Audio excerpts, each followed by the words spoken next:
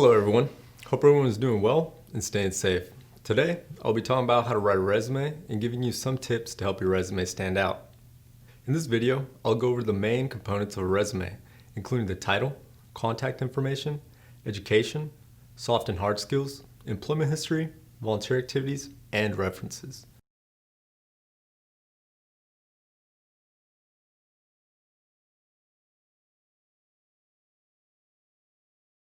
When writing a resume, it is best to keep it at a one-page maximum. Try to fill out the page as much as possible and only include relevant information if it is too long. Most resumes are written in reverse chronological order, meaning you will list your work history from most recent at the top and oldest at the bottom. When writing your resume, you can either choose a resume template from Microsoft Word or you can make your own on a blank sheet. And a tip to help you save some time is to always save your resume so you can continue to work on it and update it. That way, you don't have to start from the beginning every time you write one.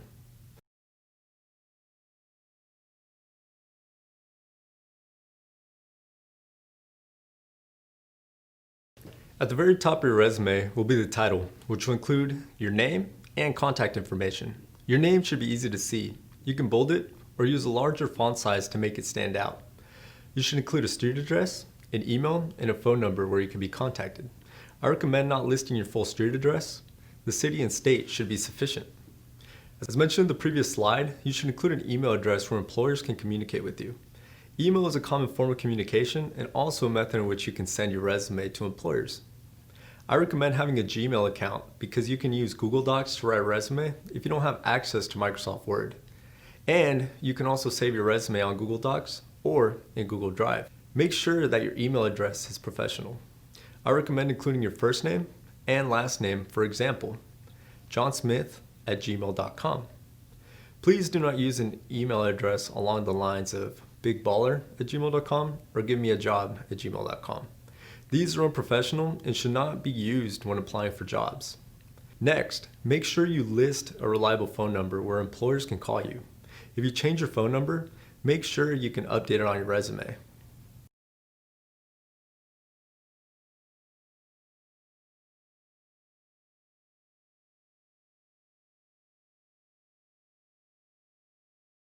This next section will discuss the objective of your resume. This section is completely optional and would typically be found below the title of your resume, if you decide to include it. An objective is a way for you to state your goals of employment. It can be simple and broad. For example, medical assistant position for a healthcare provider. Or it can be direct and specific to a company. For example, medical assistant position with Kaiser Permanente. It can also be long and descriptive. For example, to obtain a position as a medical assistant with a healthcare provider that will enable me to utilize the clinical skills I developed during my 2 years of training.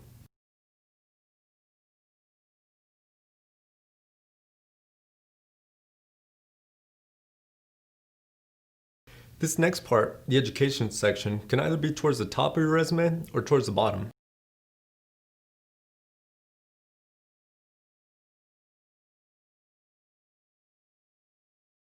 It just depends on how relevant your education is for the job you're applying for. For example, if you're applying for a job that requires a minimum of a bachelor's degree, then I would recommend putting the education towards the top of your resume. If you're applying for a job that doesn't require higher than a high school diploma or GED, then you could put this section towards the bottom. Writing your education, include the name of the school or institution and the certificate or degree you received or will be receiving, along with the year you received it or are expecting to receive it. Here are some examples listed, but one thing that is wrong with these examples is that the certificate and degree should be bolded, not the name of this institution. This makes it easier for the employer to see the degree or certificate you received. Now, here are two examples of the degree and certificate being bolded. This makes it stand out more and easier to see.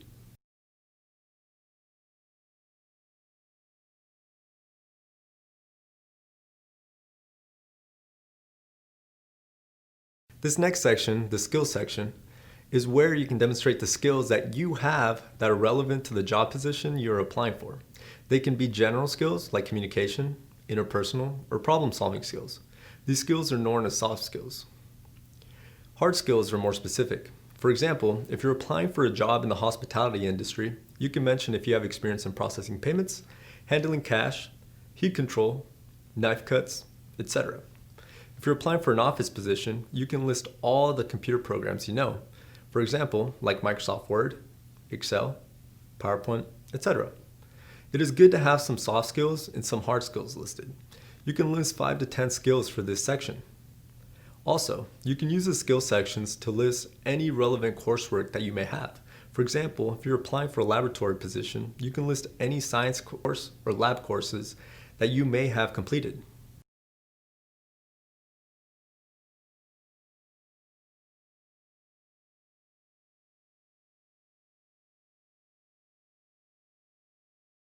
Now, we'll discuss the employment history section, which is one of the most important, if not the most important sections of your resume. In this section, you will list your previous work experience and 3 job duties for each work history. Here's where you can demonstrate what you're capable of.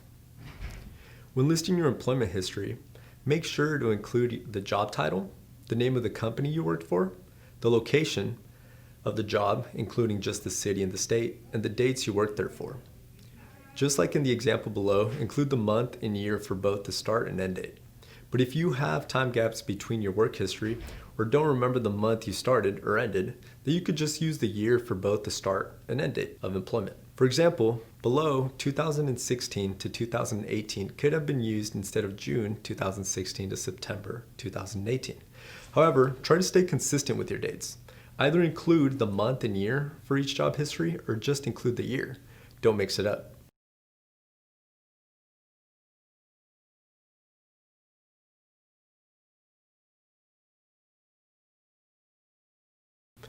When listing your work experience, make sure to use bullet points to list your previous job duties. It makes it easier to read and much more organized, compared to just writing paragraphs.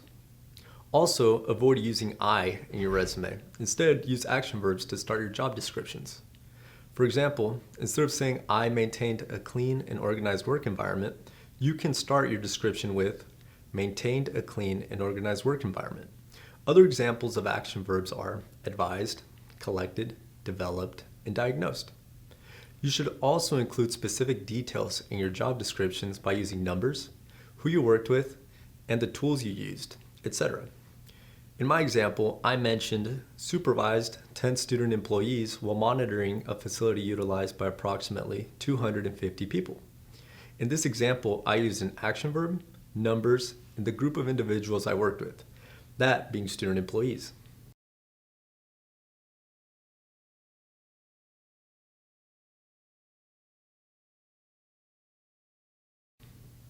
If you have limited work experience, you can list any extracurricular activities or volunteer experiences you may have. Volunteer and community service experience are a good way to develop transferable skills.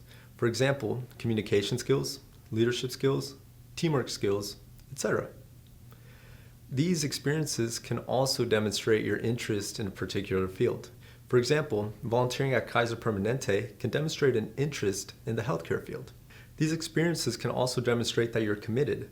Volunteering at a local food bank for 80 hours shows that you're committed by having volunteered there for a large number of hours. Employers want employees that will work for them for a while and not have to constantly look for new employees to fill the position.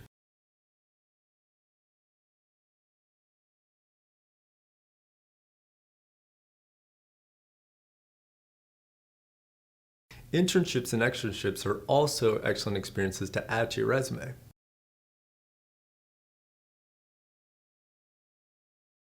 Another section you can include in your resume is an honors and awards section. Here you can list any academic honors or job-related achievements that can help you stand out amongst other candidates. You can also mention any leadership experiences that you have had. Even having trained a previous coworker demonstrates leadership skills. If you trained a coworker in the past, you can even add this to your job descriptions in the work history section.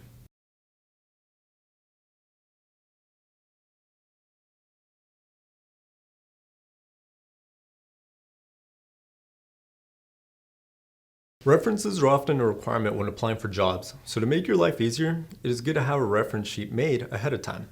References will go on a separate sheet from your resume, but your reference sheet can include the same title as your resume, just the name and the contact information. It is good to have at least 2 to 3 references, which can be from a previous employer, a teacher or professor, an advisor, a supervisor, or even a colleague. Each reference should include the reference person's name, their job title or position, the department and company they work for, their work address, email, and a phone number.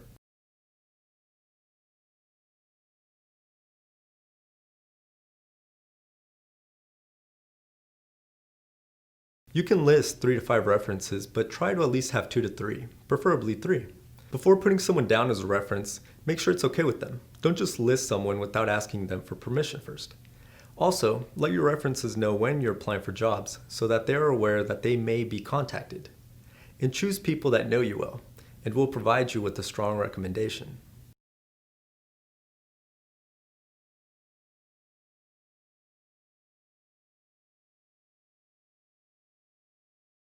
I hope this video helped you answer any doubts that you may have about resumes and that it helps you write an excellent resume.